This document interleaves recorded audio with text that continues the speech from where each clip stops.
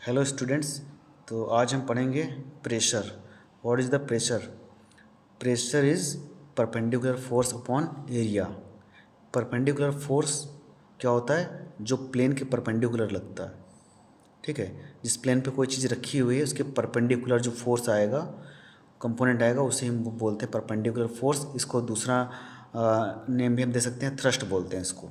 इसको हम थ्रस्ट भी कह सकते हैं। ठीक है, परपेंडिकुलर फोर्स अपॉन एरिया। ठीक है, तो अभी तक हम क्या पढ़ते आए हैं कि प्रेशर होता है हमारा force upon area, which is not a correct definition. ठीक है, परपेंडिकुलर फोर्स कंपोनेंट हमें लेना होता है। जैसे मैंने यहाँ पे एग्जांपल लिया हुआ है एक ब्लॉक का। मैं ब्लॉक को पुश कर रहा हूँ अगेंस्ट द वॉल। ठीक है, मैंने एक फोर्स लगाया है किसी एंगल पर, थीटा एंगल। सपोज 30 डिग्री पे मैं एक फोर्स लगा रहा हूँ। ठीक है, इस वॉल के परपेंडिकुलर। तो इसके दो कंपोनेंट आएंगे, एफ कॉस थीटा, एक एफ साइन थीटा आएगा। तो एफ साइन थीटा का कोई रोल नहीं है इस वॉल के लिए। ठीक है, एफ कॉस थीटा का रोल हो रहा है यहाँ पर। F cos theta it is a perpendicular force on wall. ठीक है, तो यहाँ पर हमारा जो प्रेशर होगा वो F cos theta upon area of this cross section. ठीक है, यहाँ पर हमारा प्रेशर हो जाएगा F cos theta upon area, जो भी ये एरिया हमारा होगा परपेंडिकुलर। ठीक है, तो यहाँ पर एक्चुअल डेफिनेशन इसकी यही होती है। ठीक है, अगर कोई चीज़ या कोई ब्लॉक उस पर अर्थ पे रखा हुआ है तो हम देख रहे हैं mg, नीचे वेट लगता है। वेट जो यूनिट सेम है, फोर्स या वेट कह सकते हैं आप। तो यहाँ पे प्रेशर हो जाएगा mg/A1। यहाँ पे मैंने दो एग्जांपल लिए हैं। पहले मैंने वर्टिकल पोजीशन में इसको रखा है, फिर हॉरिजॉन्टल पोजीशन में।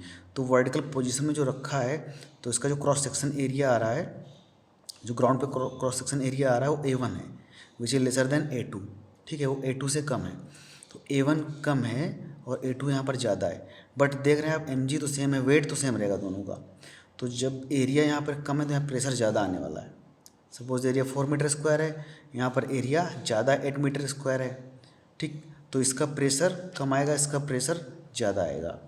ठीक है, तो ये प्रेशर का यहाँ पे रोल होता है। Same force does not mean same pressure.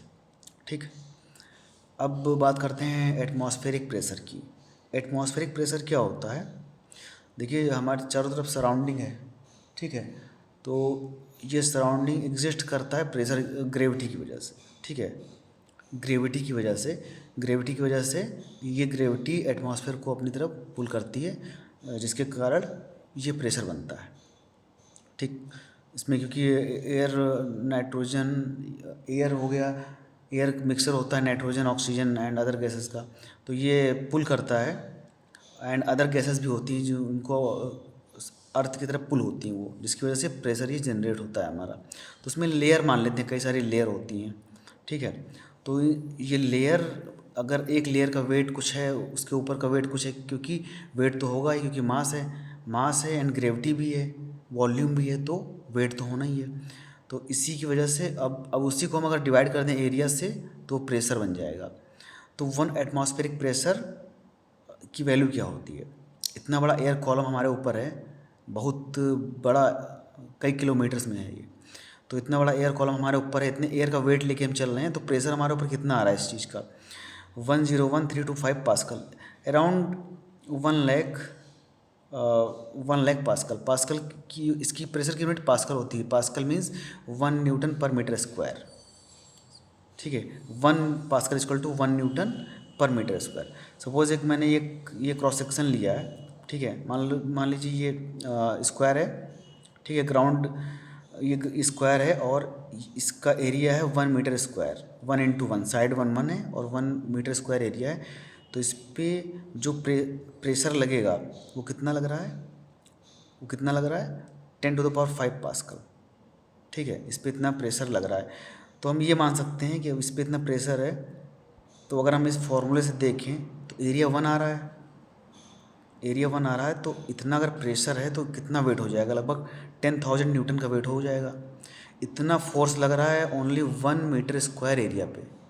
ठीक है, तो अगर वेट इक्विवेलेंट बोलेंगे तो 1 लाख न्यूटन के अराउंड आएगा। और अगर हम इसको कंपेयर कर सकते हैं, अगर हम 1 मीटर स्क्वायर एरिए पे 10,000 kg मास को अगर पुट कर दें, 10,000 kg बहुत मैसिव, ठीक है, मैसिव क्वांटिटी। तो ये बहुत ज़्यादा बड़ी क्वांटिटी, इतना प्रेशर हमारे ऊपर एग्जर्ट हो रहा है, ठीक है, फिर भी हम लोग सर्वाइव कर रहे हैं बिकॉज प्रेशर बैलेंस होता है हमारे अंदर से और बाहर से भी प्रेशर बैलेंस हो रहा है। सपोज़ एक टेबल है, टेबल के ऊपर जितना प्रेशर लग रहा है उतना डाउनवर्ड लग रहा है, बिकॉज प्रेशर सभी डायरेक्शन में सेम लगता है। ग्रेविटी की डायरेक्शन तो डाउनवर्ड होती है, बट प्रेशर की डायरेक्शन ऑल डायरेक्शन में होता है वो, ठीक है, सेम लगता है, सेम मैग्नीट्यूड। तो इसी की वजह से बैलेंस होता है। In the absence of pressure क्या होगा, अगर प्रेशर नहीं है, मान लीजिए कि हम मून पे गए, वहाँ प्रेशर नहीं है, एटमॉस्फेयर नहीं है, प्रेशर नहीं है वहाँ पे, तो प्रेशर अगर नहीं है तो क्या होगा, हमारे अंदर का जो प्रेशर है वो तो 10⁵ पास्कल आ रहा है, तो हम क्या क्या हो जाएगा, हम बर्स्ट हो जाएंगे, ठीक है, हम फट सकते हैं। मतलब बहुत तेज़ी से इंक्रीमेंट होगा, वॉल्यूम बहुत तेज़ी से एक्सपेंड करेगा और बर्स्ट हो जाएगा, कोई भी चीज़ होगी वो बर्स्ट हो सकती है, ठीक है। बहुत सॉलिड आयरन ये सब चीज़ें ले लेंगे, स्टील आयरन, तो वो नहीं होगा, उसमें कोई प्रॉब्लम नहीं आएगी, क्योंकि उसका जो ब्रेकिंग पॉइंट बहुत, जो उसकी ब्रेकिंग स्ट्रेस होता है वो बहुत ज़्यादा होता है, तो उसमें कोई फ़र्क नहीं पड़ेगा। लेकिन जो एक्सपेंड कर सकते हैं, जो वॉल्यूमेट्रिक जिसमें एक्सपेंशन हो सकता है, वो बस्ट हो जाएगा। जैसे कि हमारी बॉडी हो गई, कोई एनिमल हो गया, तो ये सब चीज़ें तो प्रॉब्लम आ जाएगी इन सब में, ठीक है। तो ये हमारा एटमॉस्फेरिक प्रेशर है। तो आप सोच सकते हैं एटमॉस्फेयर कितना ज़्यादा प्रेशर है, और ये प्रेशर बहुत ही ज़्यादा है, बट इसके बिना हम सर्वाइव भी नहीं कर सकते हैं, इस प्रेशर के बिना हम सर्वाइव भी नहीं कर सकते हैं, ठीक है। फिर बात करते हैं लिक्विड प्रेशर की। तो लिक्विड प्रेशर का फॉर्मूला क्या होता है, ρGH। इसकी एक प्रूविंग है, वो हम बताएंगे, डिस्कस करेंगे, लेकिन अभी फ़िलहाल इतना जान लीजिए कि लिक्विड प्रेशर क्या होता है।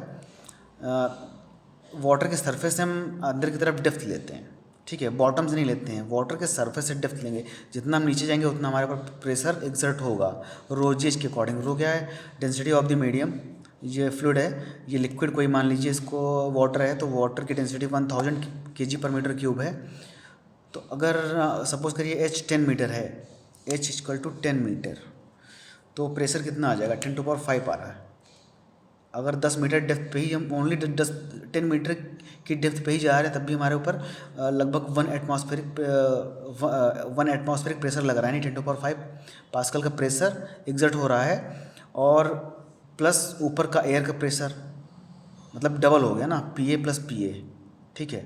तो ओनली मतलब डेंसिटी के ऊपर भी डिपेंड करता है, डेंसिटी ज़्यादा है, अब एयर कॉलम बहुत ज़्यादा बड़ा होता है, किलोमीटर्स में होता है, तब इतना प्रेशर लग रहा है, ठीक है। लेकिन अगर वाटर कॉलम की बात करें तो केवल 10 मीटर की डेप्थ में जाने पे ही इतना प्रेशर लग रहा है, because density is very very high, ठीक है, डेंसिटी बहुत ज़्यादा है यहाँ पर। तो 2 टाइम्स प्रेशर हो जाएगा, ओनली 10 मीटर की डेप्थ जाने पर ही ये 2 टाइम्स एटमॉस्फेरिक प्रेशर का 2 टाइम्स प्रेशर यहाँ पर एग्जर्ट होने लगेगा, ठीक है। अगर कोई बॉटल है, इसकी डेंसिटी बॉटल है, उसमें मान लीजिए एयर है और उसकी डेंसिटी, बट डेंसिटी उसकी कम है, सॉरी डेंसिटी ज़्यादा है वाटर से, तो क्या हो जाएगा, वो सबमर्ज हो जाएगी, डूब जाएगी तो नीचे चलती चली जाएगी, बट उस पर एयर प्रेशर, वो वाटर प्रेशर बहुत ज़्यादा लगेगा, ठीक है। ρGH की वैल्यू जब ज़्यादा हो जाएगी तो वो टूट जाती है नीचे जा कर के बॉटम में, वो ब्रेकिंग स्ट्रेस के अकॉर्डिंग जितना ब्रेकिंग पॉइंट है उसका, उस प्रेशर पे जाके वो टूट जाएगी, ठीक है। बिकॉज जो बॉटल के अंदर एयर है तो उसका प्रेशर तो 1 ATM ही रहा, बट जो बाहर का प्रेशर है वो बहुत ज़्यादा हो गया, तो उसको क्रैक कर देगा, तोड़ देगा, ठीक है। Pressure is equal in all direction, pressure सभी डायरेक्शन में इक्वल होता है, अभी मैंने बताया था कि हर एक डायरेक्शन में लगेगा, ग्रेविटी की तरह नहीं है कि डाउनवर्ड ही लगना है, ठीक है, परपेंडिकुलर भी लगेगा, हॉरिजॉन्टल भी लगेगा, किसी अदर एंगल पर भी लगेगा। एक पॉइंट अगर ले तो वहाँ पर चारों तरफ प्रेशर सेम आएगा, ठीक है। और ये सभी सेम होता है, सेम हॉरिजॉन्टल लेवल पे सेम होता है। मैंने यहाँ पर अलग अलग फ्लक्स लिए हुए हैं, और इसमें आप देख रहे हैं कि हाइट सेम है सबकी, तो प्रेशर सेम ही आना है, शेप पे डिपेंड नहीं कर रहा है। ρGH प्रेशर सेम आएगा, फोर्स की मैं बात नहीं कर रहा, फोर्स तो अलग अलग आएगा एरिया के अकॉर्डिंग, ठीक है, फोर्स बॉटम पे अलग अलग आएगा, बट प्रेशर सेम आएगा, यही प्रेशर की खासियत है। ठीक है, तो इसी पे बेस्ड बैरोमीटर का प्रिंसिपल भी था हमारा।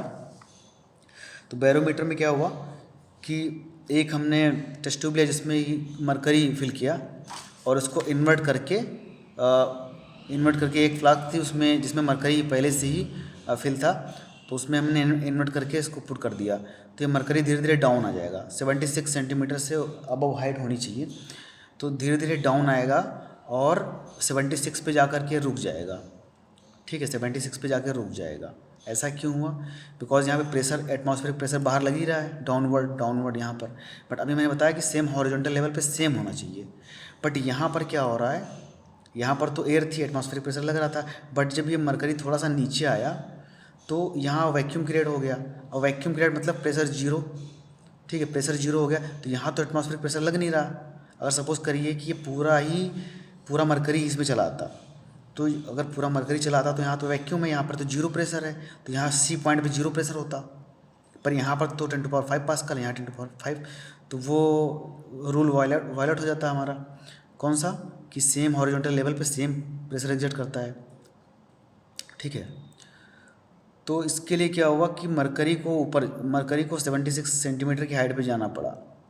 ठीक है, और इसका दूसरा रीज़न ये है कि प्रेशर इधर लगेगा, इधर वैक्यूम है, तो इसको ये नीचे की तरफ प्रेस करेगा और ये ऊपर की तरफ जाएगा मरकरी। ठीक है, क्योंकि यहाँ प्रेशर नहीं है।